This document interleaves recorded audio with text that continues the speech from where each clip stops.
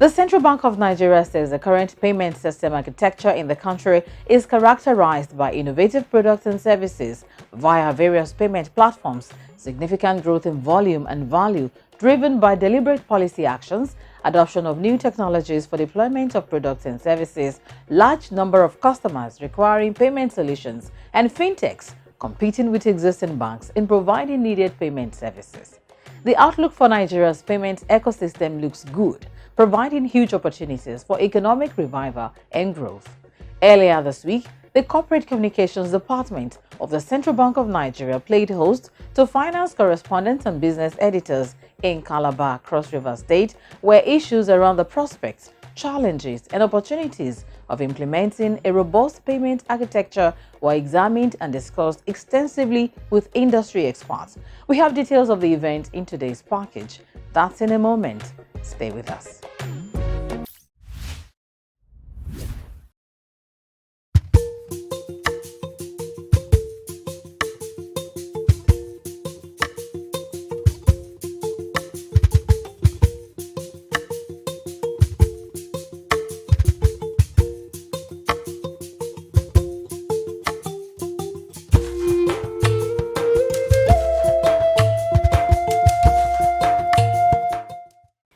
Welcome back. The Central Bank of Nigeria held its 34th seminar for finance correspondents and business editors from the 1st of May to May the 4th at Monty Suite, Calabar, Cross River State. Aimed at engendering deeper understanding and perspectives about the policies of the Apex Bank, while in turn assisting the bank to reassess its strategies in informing and educating its respective audiences. The event was themed Implementing a Robust Payment Architecture, Prospects, Opportunities, and Challenges. It featured 3 paper presentations by industry experts, followed with question and answer sessions, a panel discussion, breakout sessions and group presentations, quiz for participating journalists with cash rewards for the best scores, as well as a gala performance by a Calabar dance troupe on the 3rd night. Governor of the Central Bank of Nigeria, Mr. Godwin Emefiele, represented by the Director, CBN Monetary Policy Department, Dr. Mahmood Hassan, in his keynote address noted that the global financial system is fast evolving with different economic blocs and financial institutions introducing innovative solutions to make the global payment system more efficient, faster, transparent, and safer for transaction settlement. Adding that in many climes, the acceleration of digital payment options has caused brick-and-mortar offices to give way to electronic channels such as the automated teller machines, ATM, point-of-sales POS terminals, internet and mobile banking, unstructured supplementary service data USSD, and contactless payments. As a deliberate policy towards ensuring easier, cheaper, and faster means of payment, the CBN has continued to collaborate with relevant stakeholders in the adoption of payment system instruments and channels, such as the bank verification number, the BVN, the real-time gross settlement system, RTGS, regulatory sandbox, open banking, and the CBN digital currency initiative, the e-Naira. Nigeria is currently the first country in the continent, Africa, and the second in the world to have fully launched a CBDC. That's the central bank digital currency. The payment system regulation and the management role of the CBN is very critical in the achievement of its primary mandate of price and monetary stability, conducive for inclusive and sustainable economic growth. It is also important for ensuring a stable, safe, and efficient payment system in the country. Cognizance of the implications of the risks that accompany digital innovation and technological advancement globally, the Central Bank of Nigeria has continued to ensure a healthy balance between the adoption of latest innovations and development of reliable mitigants to the associated inherent and operational risks of both payment system and the rest, to both the payment system infrastructure and the rest of sectors of the economy. Some of the key CBN initiatives that accounted for this significant achievement in the payment system infrastructure included the e-Naira, which we are all familiar with. Since the launch of the e-Naira, The initiative has continued to modify the CBN in-era program has continued to modify its features to make it more accessible to a wider range of users. Today, one does not need a smartphone to use the in-era, as it has become compatible with all generations of mobile devices, including future phones. To date, over 1.4 million transactions have passed through the eNaira platform, and I know one of the IT guys are here that are going to be speaking into the updates in terms of the adoption and usage of the eNaira. On open banking, another initiative of the bank aimed at expanding the cache of customers in the cache of customer data were housed in the financial sector for use in developing innovative products to service the needs of the public. The CBN will continue that they ensure that the data exchange will be done in a way to safeguard the privacy and concerns of the customers who own this data. The bank also initiated the regulatory sandbox to provide the opportunity for innovators to test their ideas and products to regulators in a controlled environment where the risks and potentials of the product could be assessed and monitored. Cardless and other contactless payment options. The industry is quickly evolving towards cardless and other contactless payment options, including QR codes, scanners, NFC, and many others. In this regard, the bank has issued robust regulations to standardize the operation of contactless payments in Nigeria. The bank verification number, the BVN has continued to feature as a major KYC requirement as part of plan to ease the constraints associated with poor identification of bank customers. We have continued to support the aggressive enrollment of prospective bank customers in the informal sector to adopt the use of a BVN. Mr. Emefiele talked about the roles that the central bank has played in shaping the payment ecosystem in Nigeria, which is ranked among the top 10 in the world in terms of its sophistication and robustness, and stated that it will continue to adopt a collaborative approach to achieve minimal cybersecurity threats in the payment system in the country's space. Director CBN Payment System Management Department, Mr. Musa Itopa Jimon, presented the first paper on the theme of the seminar, outlining the Nigerian payment system in retrospect, current architecture, payment system participant, prospects, challenges, and initiatives. Represented by Deputy Director, CBN Payment System Management Department, Mr. Adefue Adeyemi, he said that the Apex Bank gatekeeps the payment system through its licensing function, ensuring that only the fit and proper persons are admitted into the payment ecosystem. Actually, we have gone a long way in Nigeria with e-payment. Just that CBN, we don't like to blow our trumpet. That's actually the truth. But just imagine, in 2011, we introduced NIP, NIPS Instant Payment. I'm sure everyone here can attest to that because you can make a transfer to someone and immediately you get value. But we don't see that much as a major achievement. But it is actually. Because the almighty America was only able to introduce it in 2017, 6 years after we have already used it. We have already been using it for so long. So you can understand. So to me, we have gone a long way in advancing payment in Nigeria. There are people in this, there are companies in this space that actually don't have any license, any form of license at all, and they are operating. That's serious headache for my department. We really have to go after them to close down their operations sometime. Get security agencies to close them down. Get them disconnected from different payment platforms, Also, you are aware of the digital money lenders.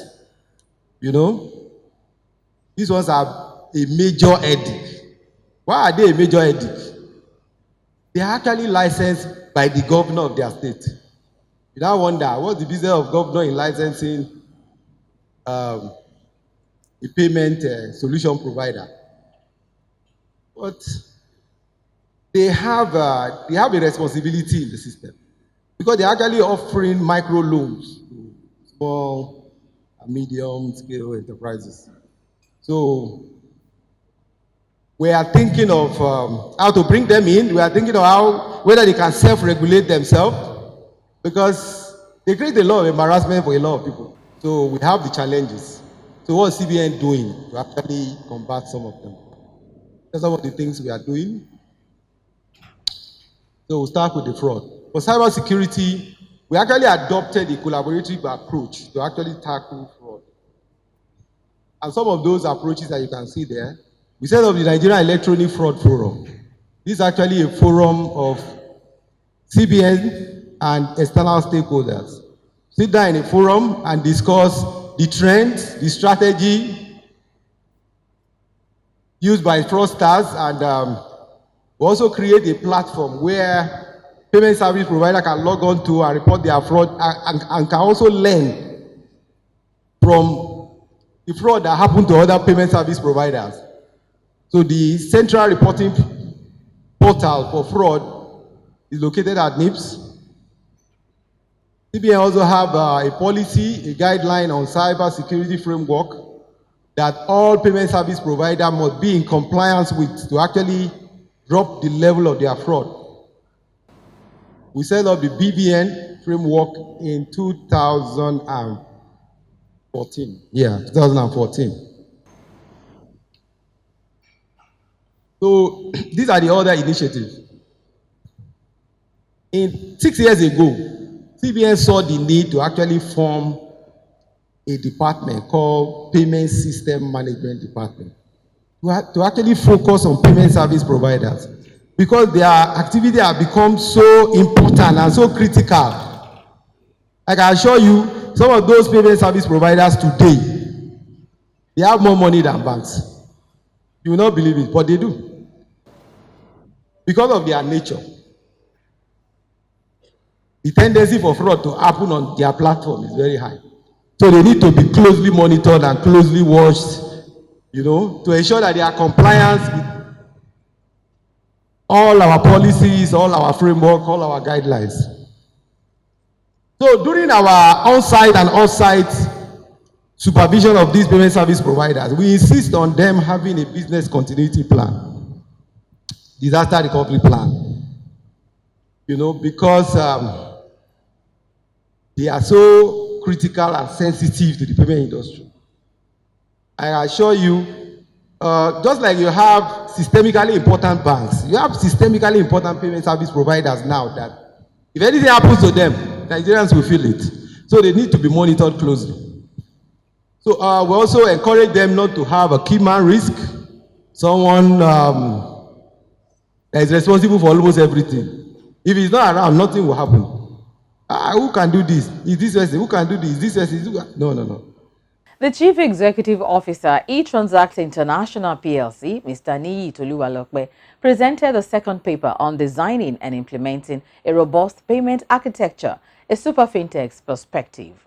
Defining an ideal payment system, he observed that every payment system possesses attributes that are formed by the quality and standards executed within that system by stakeholders, while regulators play such a crucial role in setting the foundation for defining those ideal attributes. The buck stops with operators who have the responsibility to deliver individually. A lot of times, Nigeria is always viewed as a, third world country, developing economy, developing country. We're always classified or categorized as part of the developing nations. But one thing that has stood out is the level of payment technology infrastructure here and the thought process around it. I happen to have, worked outside this country. I've worked in New York, worked in London over the years. And it's interesting to note that the current state of our payment systems and the technology and innovation that drive our payment systems, compare with the best in the world. Even in the United States, as of today, they don't have interbank transfer like we have it. Yes, they have payment technology where you can make payments for goods, services, person present, person not present. But in terms of picking up your phone and doing a transfer, and the impact and the beneficiary receives money instantly doesn't exist large scale like it exists in this part of the world. So taking a deeper look at that, what is happening in this region is payments, paying for goods and services, trade, e-commerce, social commerce is a problem we are using our technology and our innovative ability to solve. Talking together today, what do we need to make this work?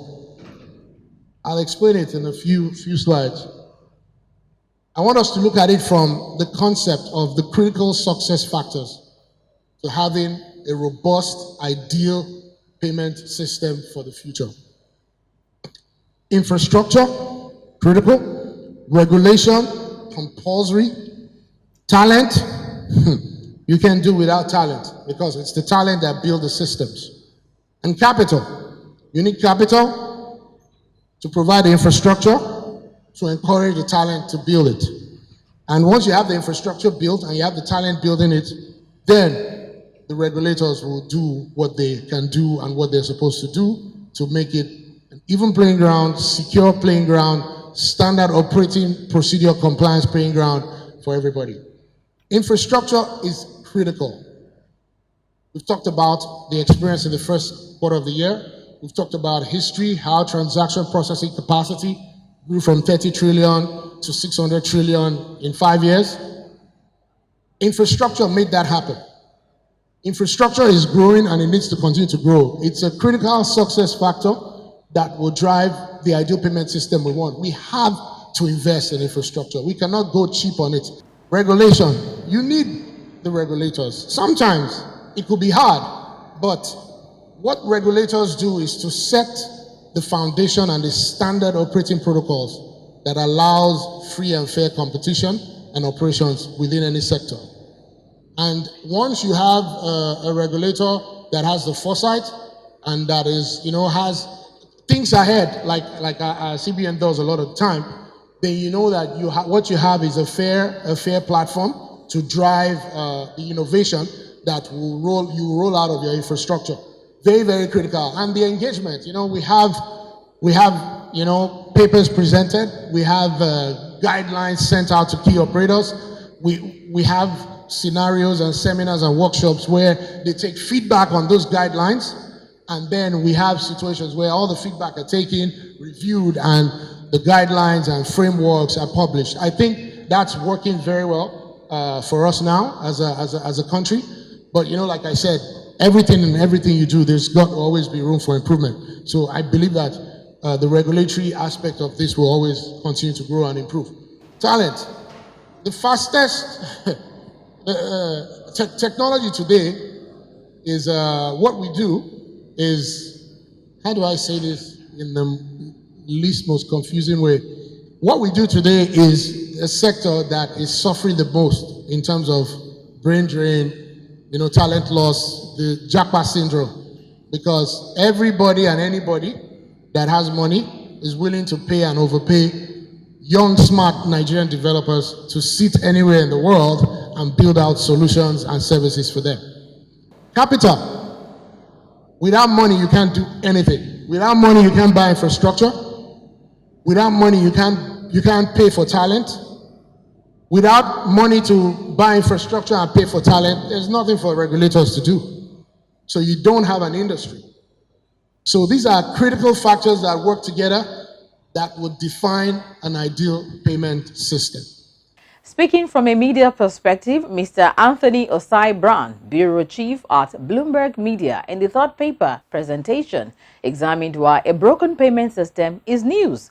He noted that payment system lies at the heart of the economy as it facilitates exchange of value, connects buyers and sellers, drives production without which an economy collapses, and helps fund economic growth. Hence, there is economic disorder when the payment system breaks down.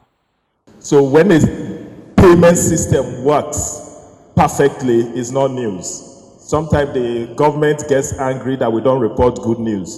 But normally when things work normally, it's not that exciting to report. It's when you see a surprise, that's when it becomes news. So when you have a payment system that works, that is not disruptive, is usually not very exciting to report. But anytime there's a disruption of the payment system or of any system, then it becomes interesting.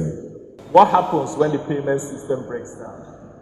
A good example of what happens is what happened on November 8, 2016. India overnight invalidated 501,000 rupee notes, making useless 86% of India's currency at the time. Then issued new 2,000 rupee bills in what he said was a fight against untaxed incomes and counterfeit bills that allegedly funded terrorist activities. Here's what happened after. India's own was a bit drastic. Overnight, I think the announcement, I understand, was made almost in the middle of the night. That when you wake up the next morning, you will not find this big is available again. And that was 86% of the cash in circulation. They are going to be taken off the system almost overnight. And immediately there was chaos in India. You see, the first story Bloomberg did was on how India's cash chaos is shaking everyone from families to banks. And if you read this story, sadly I won't be able to project it, but maybe I will be able to read the very first paragraph of the story. And you'll see that it's almost similar to what's happened in Nigeria. It says serpentine queues spilling from banks. Parents worried that they can't provide for their families. Prime Minister Narendra Modi appealing to Indians to bear the pain for just a little while longer. I guess we could almost say that's exactly what happened in Nigeria when announced the change in currency. Long queues at the banks and ATMs. Families worried. I saw a lot of families, or we interviewed a lot of families who were not too sure how they would feed their people because they couldn't get cash again for transactions. And then, interestingly, the government or the president appealing that, please, hear the pain is just for a while, that things will normalize again. We've seen a significant increase in digital money, that's digital payments, but it wasn't enough to fill the gap in the reduction in cash. So that's why you had issues in the economy. So whenever if the reduction in cash usage had been filled up by the increase in digital payments, you wouldn't have seen the slowdown in the economy. Apart from the sharing of ideas, networking and collaboration, the CBN Seminar for Finance Correspondents and Business Editors was also an avenue for cultural appreciation and integration, as participants were treated to the cuisine and cultural dance performances of the host state.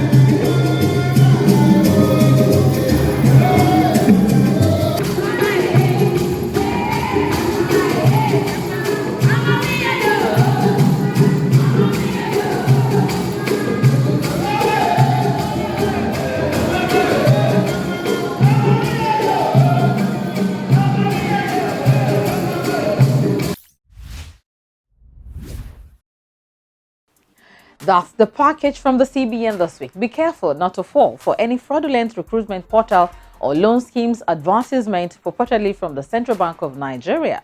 Get your information from trusted sources always.